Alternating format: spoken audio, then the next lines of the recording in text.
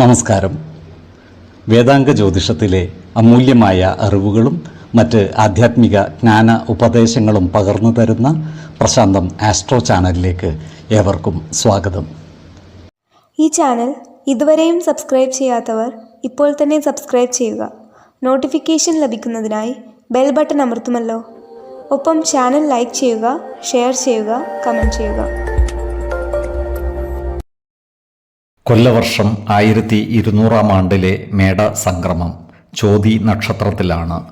മേടം 1-ാം തീയതിയിലെ ഗ്രഹനില അനുസരിച്ച് മേടം രാശിയിൽ ആദിത്യനും, ഇടവത്തിൽ സർവേശ്വരകാരകനായ വ്യാഴവും, കർക്കിടകം രാശിയിൽ കുജനും, ചിങ്ങത്തിൽ ഗുളികനും, കന്നിരാശിയിൽ കേതുവും, തുലാം രാശിയിൽ ചന്ദ്രനും, മീനത്തിൽ ബുധനും ശുക്രനും ശനിയും രാഹുവും സ്ഥിതി ചെയ്യുന്നു.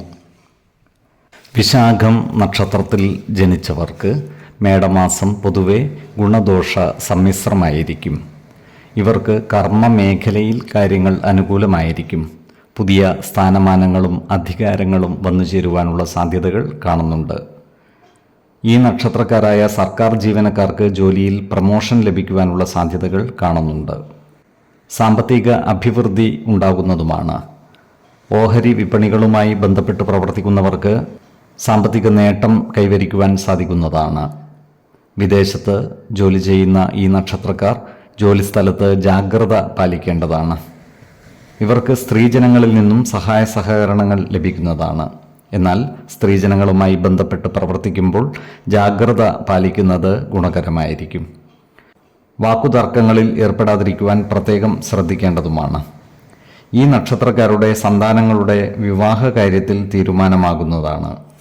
വിശ്വാസികളായവർക്ക് ജാതക പരിശോധന ചെയ്ത് വിവാഹ കാര്യങ്ങളിൽ ഉചിത തീരുമാനം എടുക്കാവുന്നതുമാണ്.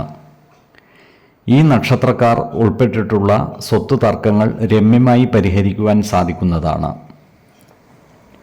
തുലാക്കൂറിൽ വരുന്ന ഈ നക്ഷത്രക്കാർക്ക് ഏർപ്പെടുന്ന കാര്യങ്ങളിൽ വിജയം വരിക്കുവാൻ സാധിക്കുന്നതാണ്. എന്നാൽ ചില കാര്യങ്ങളിൽ മനോവിഷമം നേരിടുവാനുള്ള സാധ്യതകളും ഇവർക്കുണ്ട്.